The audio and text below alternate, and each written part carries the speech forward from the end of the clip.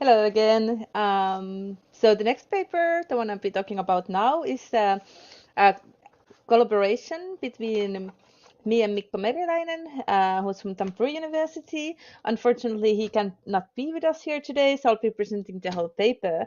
But yeah, the topic of this the presentation is understanding hostile behavior in competitive play, and I'm actually going to be drawing from two different studies, and they both have been conducted. So what I'm going to be doing is looking at their implications in definitely looking at their implications, especially in relation to organized esports.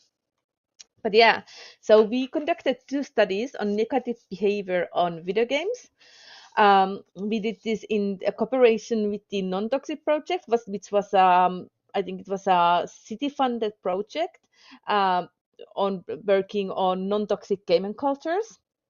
And these studies continue and expand the investigation and research work carried out by the non-toxic project earlier, and it was also sort of like natural continuation for our own previous research, looking at the negative or hostile behavior in gaming. We did two different studies. We did an interview study with 12 participants with self-identified toxic behavior, and online survey with 98 respondents with self-identified toxic behavior. So we've been going through the sort of like literature on this topic. We noticed that there was a lack on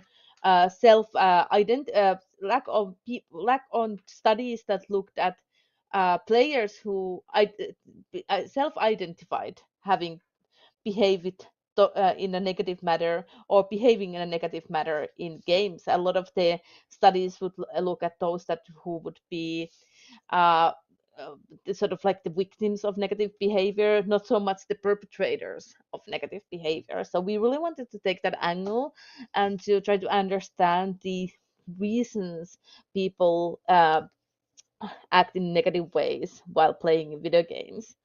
Um, and maybe to say that we did not specifically look at the competitive games, but through our data, it emerged that in most of the cases, this kind of negative behavior happened in competitive play. So that's just something that uh, came through our data. Um, for our first study, that's been published in Eludamos, young video game players self-identified toxic gaming behavior, we interviewed 12 people over the course of 2 days in Assembly Winter 2023, which is a biggest gaming festival in Finland. And we opportunistically chose this event as it coincided with our planned data collection schedule, and it also allowed us to reach our target demographic, young people invested in digital gaming. So we would go there and look for people who would self-identify as someone who had behaved in toxic manner in video games and who were willing to be interviewed. Uh, so maybe a little bit background before I talk a little bit more about that study. When we talk about hostile behavior in competitive gaming, or toxic is the terminology or term that is quite often used. When we were finding people to talk about their own negative conduct, we would actually use terms toxic and salty. Um, but sort of trying to also let people themselves define what they mean by negative behavior. But when we talk about toxic behavior, there's actually a very broad range of conduct that is seen as harmful, hostile, or unwanted.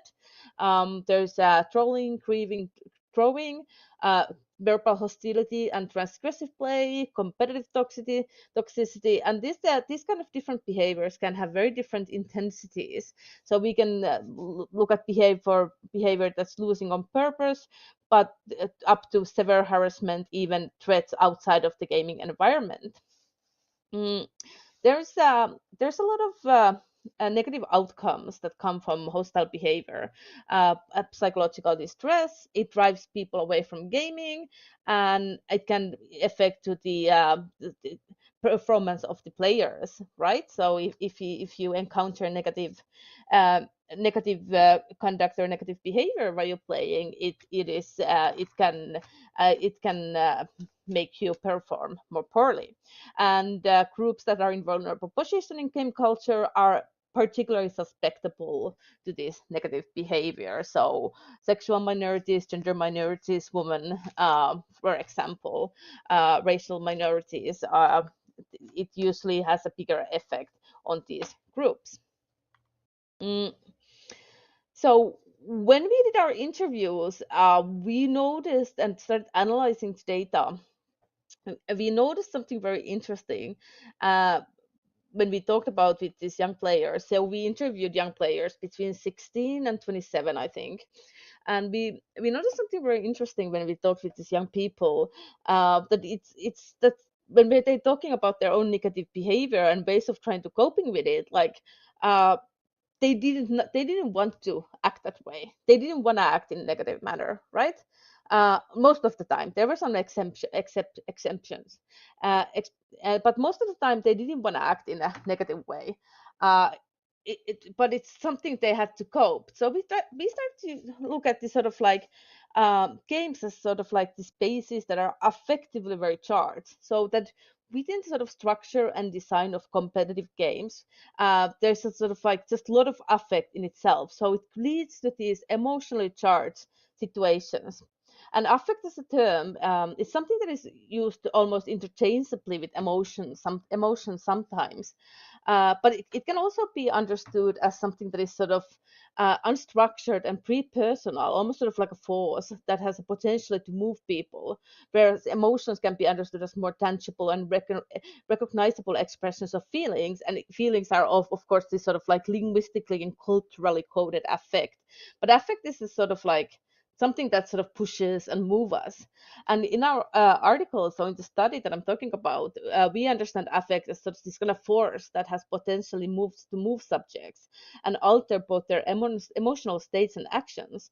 So it's a sort of like the thing that causes the players to have this very sort of intense emotions, and it's embedded with the design of the game. Um, and it can have different levels of intensity, depending how invested the subject is in the activity or the topic. So if you're, for example, to give like a very simple example, if you are a player who is very invested to competitive play, um, you will be more influenced. You'll be more influenced by the affect of the play. Um, and positive affective encounters are designed as part of video games, and creating them effectively is key for video games to be successful. So video games try to evoke these like positive feelings in us, right? But sometimes they also evoke like more negative or difficult feelings in us. And these are all sort of part intentional or unintentional design in the games. So we did semi-structured interviews, 6 of those. Some of them were group interviews, and some of them were um, interviews of individuals. So here you can see the listings, who we interviewed, and we conducted thematic analysis to the interviews transcripts. These were the questions we asked. We used the same set of questions for the survey. So we wanted them to just give us some games that they play, and then we wanted to know if they behave same way in and out of games. Then we asked them to describe a gaming-related situations where you or others think you have behaved toxically. So just any situation they think they have behaved in toxic manner, or someone else has told them that they behave in a toxic manner. We also asked them to think more broadly about toxic behavior in games and gaming communities. And then we also asked if there's been any consequences for their gaming behavior. And finally, we also asked them if they think something should be done to toxic gaming behavior. And all of our respondents thought of that it should be done. That is something that should be addressed and um, should be worked on. One of the things we really noticed that there's this sort of very intensive affect when players are playing. So it comes out of the sort of like the pressure of the play to having been put together with people, especially in a competitive like ladder play, but it's not like organized play. When you're not playing with a team, or when it's not an organized esports play, I mean, it's just a competitive ladder play. Things like being put together with strangers and then having a possibility to be with them in a voice chat, for example, makes it apparently it appears to make it more likely that you right, because there's the pressure of the play, so you have the opportunity to use the voice chat to sort of like channel that affect, to get that emotion out of you. So we noticed that intensive affect was channeled to many directions, including other players. It wasn't just other players. Some people would hit their screen, or some people would just type something and then erase it. But there's like multiple ways people try to deal with this affect. And one of our person we interviewed, she told us that once she was, well, I can say that when I shouted at that one kid, I was so goddamn ashamed. I felt like this isn't the sort of person I am. So a lot of time there was this sense of shame. People were talking about that they did not want to act that way. So it's just something that comes out of them, right? And for example, then Eri was talking about, for example, you are like in a class situation, and then some sexist man starts shouting in the mic and try to keep you concentrated. I try to keep you from concentrating. So you easily say something pretty nasty back. Yeah. So it's the pressure of the situation added to the sexism here. That sort of like creates the negative effect. And this is another situation told by Eric. But for example, I had this situation, I lost a friend because of it, because we played CSGO together, and then I didn't succeed in a clash situation, so they don't get mad at me and start yelling at me, and I put up with it for 2 rounds, and the situation repeated. So I told them what I thought of it, and they left. So we can see there's a sort of like very effective encounters between the players. And then we also noticed that in relation to this behavior coming from the very emotional situations, people just being very emotional, right? And the whole competitive play being very effective charts, there was also how made that norms, game cultural norms, especially competitive game cultural norms, normalize and encourage negative behavior. And when we discussed with the players, they would also say like, yeah, that you do put some boundaries on what you can say. That, for example, you don't use slurs. But even when we talked about with these, this was a group of 3 women we talked with, and they self-identified as LGBTQ plus.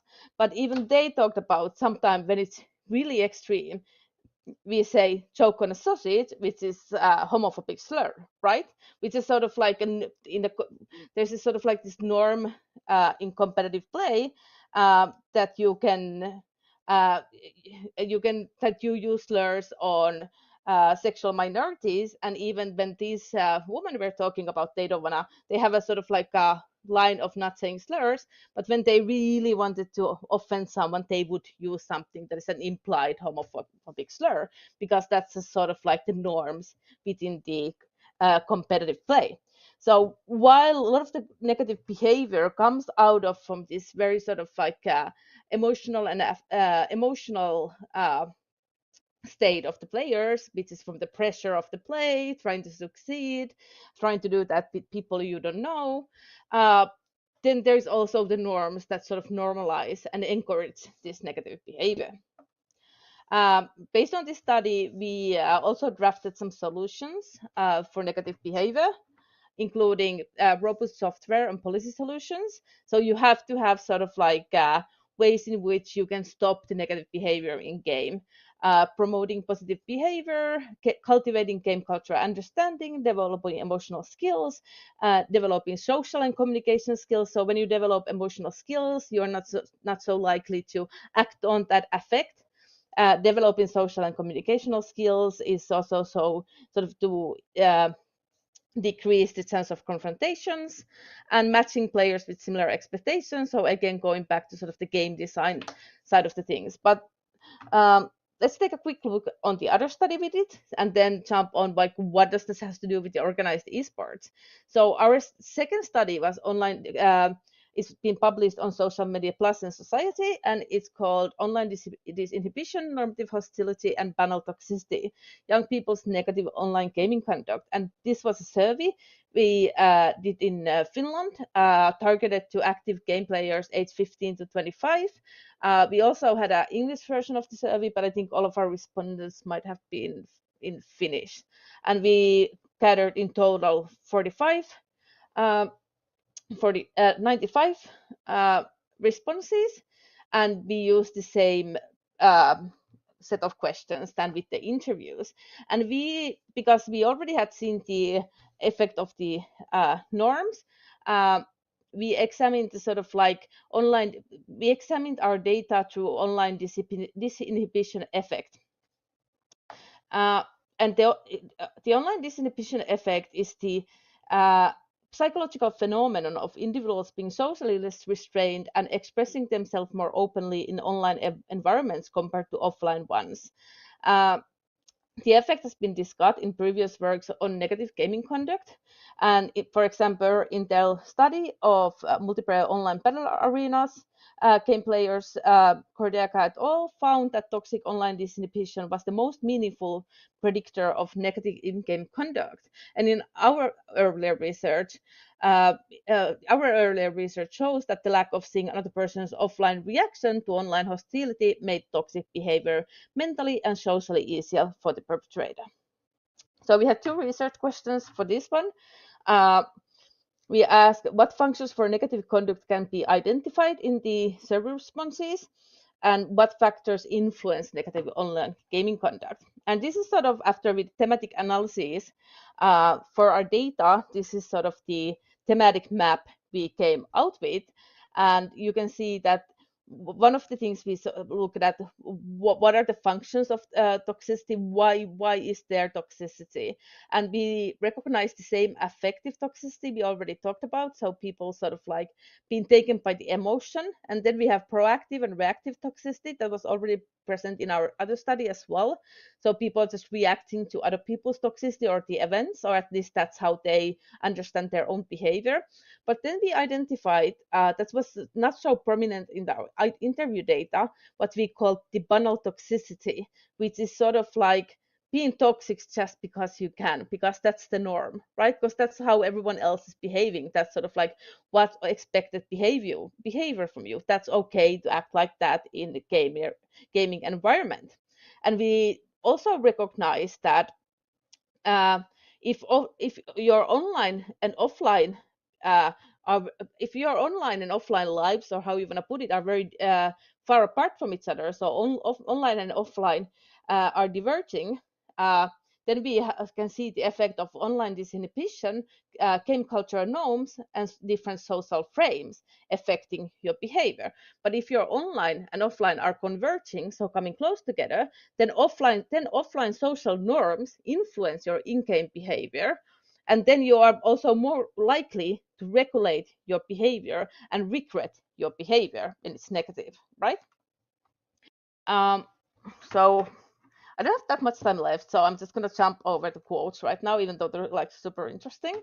But this is, for example, a situation where a person has to face the consequences of the negative behavior in their, well, what they call like real life, and they start regretting it. So here we can see the online norms converging with the offline. So what did our main findings from this study was that the combination of online disinhibition and game culture norms permissive to negative conduct make it very easy for players to slip into negative behavior, even if they don't especially enjoy, value, or even condone it. So it becomes sort of like a habituated behavior just because. So it was framed in a lot of the responses sort of very everyday and even boring. And often it appeared to be normative behavior, but with no meaningful function beyond following the norm. As such, banal toxicity appears to be habitual and to a degree adopted by the players to navigate the multiplayer environments and their sort of normative structures, right? So as I already mentioned, in this situations where the online and offline were converging, we saw a change in players' behavior, right? Then there comes the regulation and regret, and offline social norms started to influence on players' behavior. So that's also sort of where organized esports can come in to help changing game culture norms, because it's one of those places uh, where offline social norms can start influencing the online social norms, right? It can help to create and maintain spaces of play which do not promote negative conduct, also operating outside of the design elements like ladder play. So as I say, like in our first study, we noticed that some of these uh, negative behavior was influenced by the way the games were designed, but organized esports can also sort of find alternative ways to that. For example, when you have a team you play with, that takes away a lot of the tensions and stressors that are central to causing the negative effect. Organized esports can also help players to work on emotional scoping skills, help players to uh, work on their social and communicative skills. So I think there's a lot of ways that organized esports can be one of the ways to address these issues. And these are issues because one of the things we also noticed in our research that players didn't enjoy being hostile or toxic. They they would have rather not been that in most cases, or then they were sort of like they were not so invested to that as in case of panel toxicity, when it was just like, okay, but everyone's like this, so I am like this as well. So yeah, in conclusion, negative behavior in gaming culture is much more than miserable, hateful people, and to that's maybe something to, also to highlight that in our studies, the perpetrators were also victims, right? So people both were targeted by hostile behaviors and behaved in hostile ways, right? So it wasn't sort of like that there was a group of perpetrators and group of victims, but it was both ways. And so it's important to think about this in terms of power, norms, emotions, technology, and agency, and that everyone is human. Blaming and demonizing will probably not help much. And there are no easy solutions, but the problem is not impossible. And recognizing the material conditions where play happens and challenging norms is central. And organized esports can function as a vehicle for change in this regard. Thank you.